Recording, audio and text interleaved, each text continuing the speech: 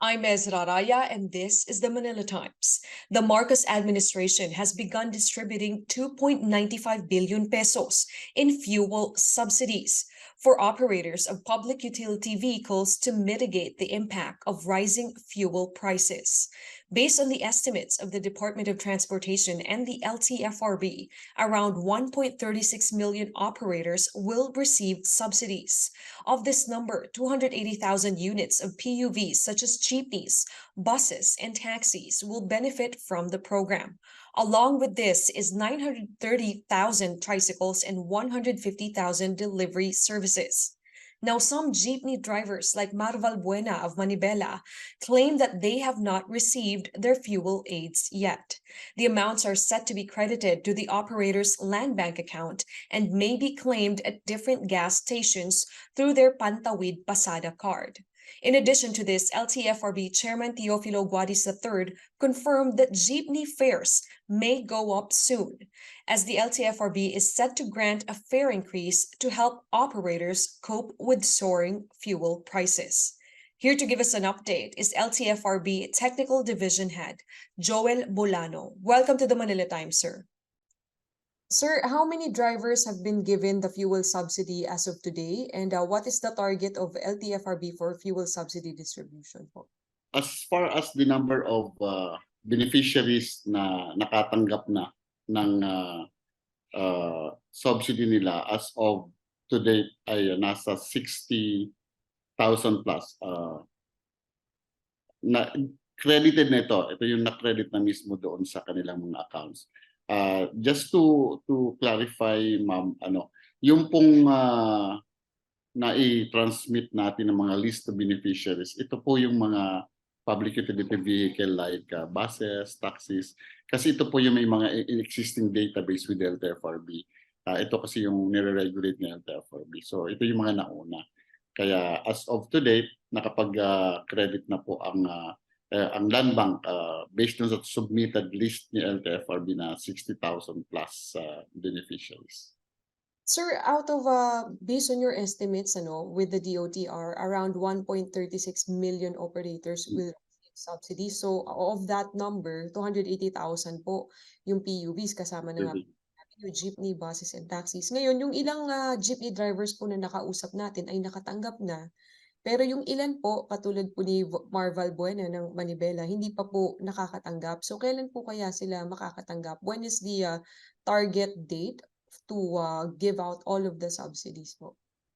Kung pagbabasihan natin yung 280,000 across the country for the public utility vehicle, with the trend na nakikita natin ngayon, kasi nag-start lang tayo last Wednesday ng crediting, So kung as of today ay may 60,000 na, so almost nasa almost na siya, 1/3 na nung hindi pa naman, malayo-layo pa, but parang average siya ng mga 20,000 a day.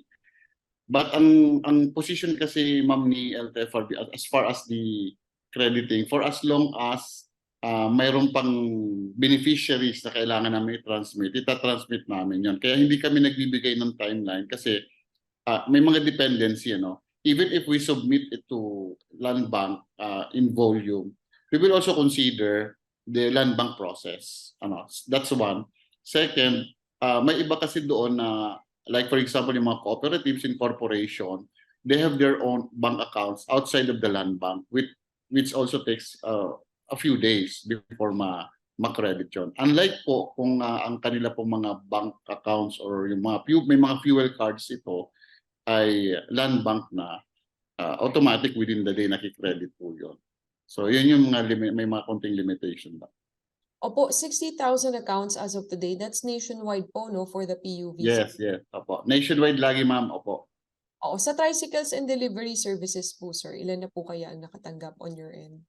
Well, as of today kasi, ma'am, ang tricycle list saka yung delivery riders list kasi, ma'am, hindi pa na-forward yung certified list ng DILG tsaka DICT. Mukhang pinoprocess pa nila yung mga listahan po nila. Kaya ang inuuna na po muna natin itong mga database na nasa LTFRB na hopefully before matapos itong sa PUVs, ay nandiyan na rin po yung mga para sa tricycles natin at para sa mga delivery riders.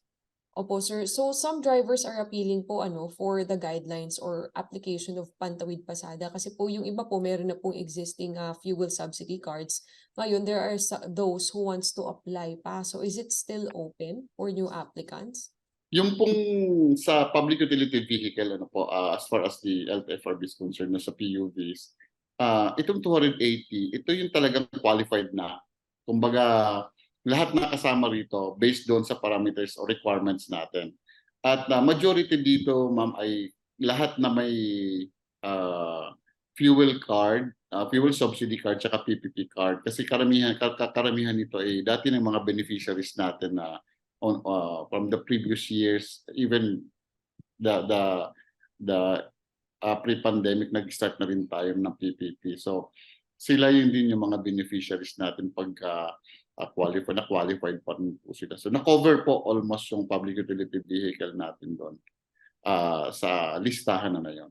Opo, pero to be sure, sir, so paplano po ng LTFRB na mabigyan ng subsidiya lahat po nung 1.36 million operators na yun. Yes, naka-allocate na talaga yun, ma'am, yung fund na yan for 1.3 million na beneficiaries.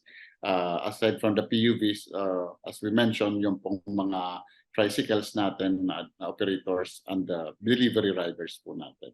Thank you, sir. Sir, sa usapin naman ho ng fare hike, no, I remember po in our last interview with you, in the last fare hike po, sabi niyo po, the fare hike that was approved earlier this year will be the last fare hike po for the rest of 2023.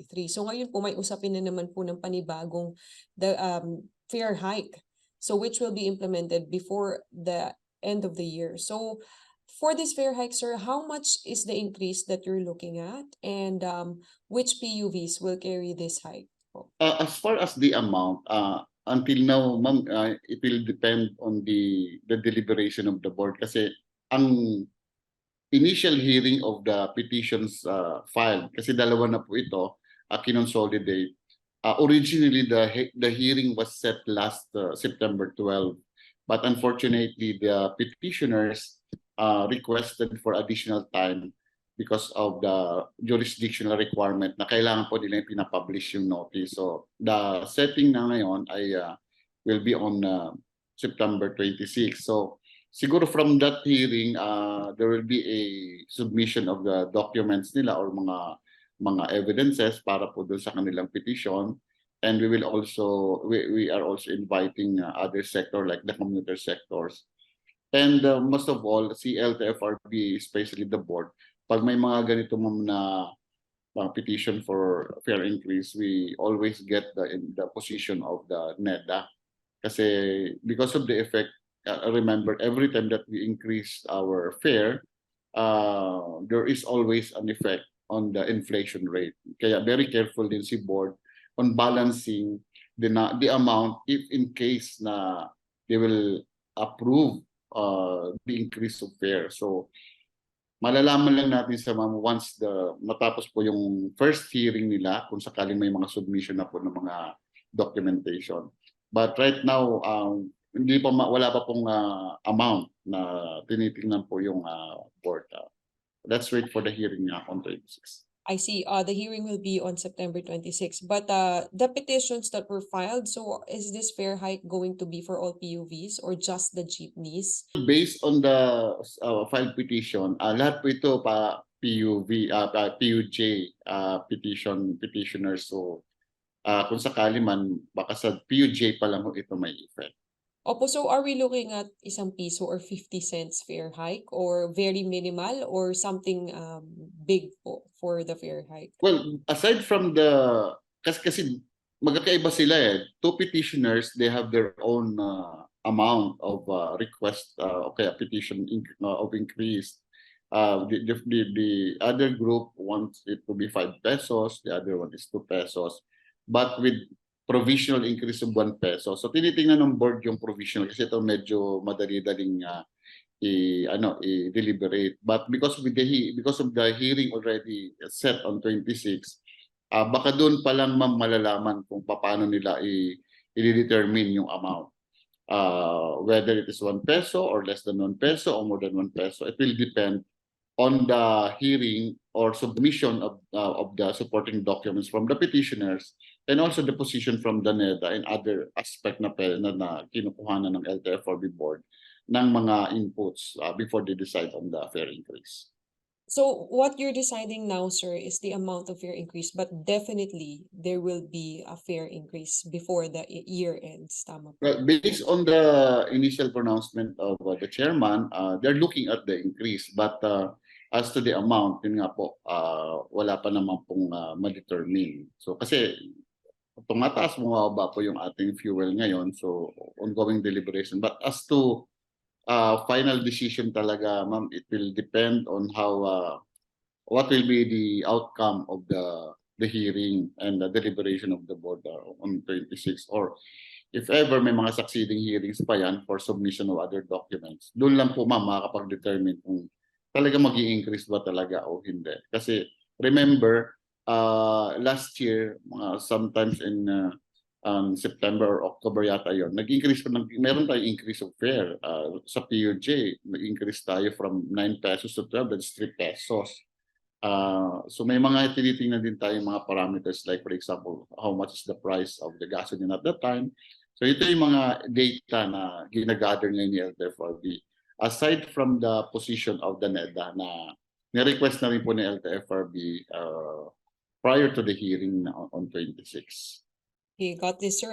So the fuel subsidy distribution is ongoing with a rate of 20,000 operators, PUV operators per day, as well as tricycles and delivery services. And as for the fuel price hike, fare hike, definitely there will be a deliberation on this on September 26. Ma'am, yun sa yun sa fuel subsidy, parang based on from the first day on Wednesday at ngayon, kasi kung total sa 60, parang nag-average siya ng 20. Pero but it will be increased once na magbabago-bago ang amount nito, ay numbers nito. So again, public utility vehicle pa lang po ito sa ngayon. So ito lang po muna ma'am yung initial na nabibigyan po natin. 60,000 plus as of today. Mamaya ma'am, baka may update ulit yan later in the afternoon kasi hindi pa kasama yung the whole day to day. So baka mag-increase na naman yun by later in the afternoon. Yes, but definitely the 1.36 million operators will be given fuel subsidies. Correct. As to the timeline ma'am, it depends on the number na basta ang commitment ni LTFRB for as long as nandiyan mayroon pang beneficiaries na kailangan i-credit natin yung kanilang subsidy, we will continue to submit it to Land Bank. Technical Division Head Joel Bolano, thank you so much for your time po.